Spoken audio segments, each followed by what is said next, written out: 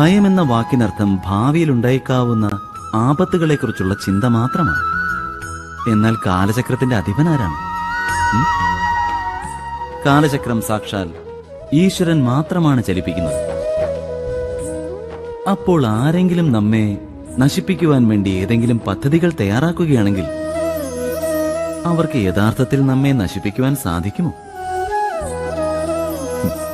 ഇല്ല. എന്നാൽ ഭയം നിറഞ്ഞ നമ്മുടെ മനസ്സിന് നമ്മെ കൂടുതൽ നശിപ്പിക്കുവാൻ സാധിക്കുന്നതാണ്.